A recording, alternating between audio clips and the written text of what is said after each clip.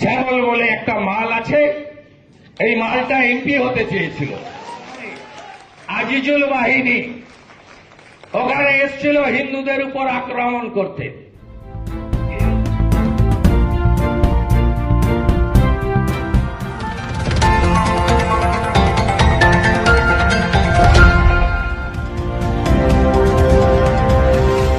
বৃহস্পতিবার হলদিয়ায় কর্মী সভায় শুভেন্দু অধিকারী কি তথ্য দিলেন?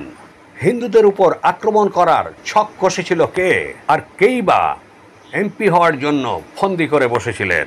আসুন এবার শুনে নেব শুভেন্দু অধিকারীর বক্তব্য। শ্যামল বলে একটা মাল আছে, এই মালটা এমপি হতে চেয়েছিল।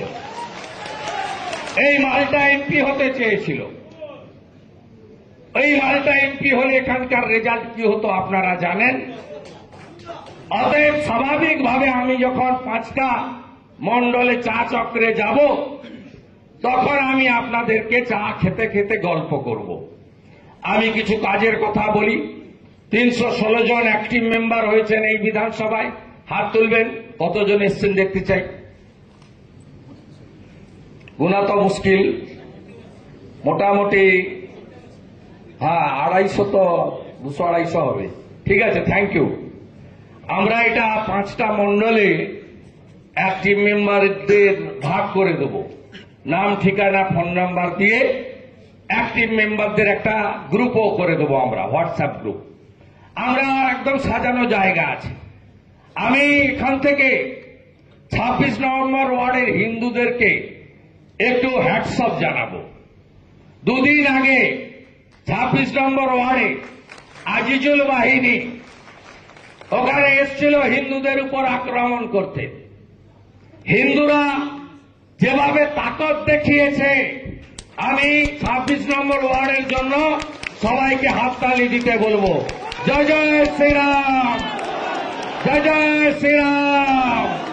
হলদিয়ার হিন্দু, হলদিয়ার হিন্দু।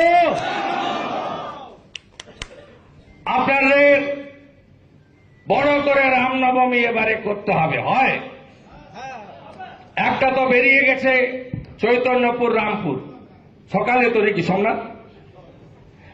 আমাদের বিকালে গিরিশ মোড়ে জমায়েত রামনবমীতে। রামনবমী উৎসব কমিটি করবে, এটা পার্টি করে না, তা আমাদের অংশগ্রহণ করতে হবে। আর গোটা হলদিয়া রামনবমীর আগে ধ্বজে ধ্বজময় করে দিতে হবে, গেরুয়া ধ্বজে। রাজি তো? সব হিন্দুরা রাজি? তাকত দেখাবেন তো? পরিমল কর্মকার ও তাপস চক্রবর্তীর রিপোর্ট, এখন দিনকাল নিউজ, কলকাতা।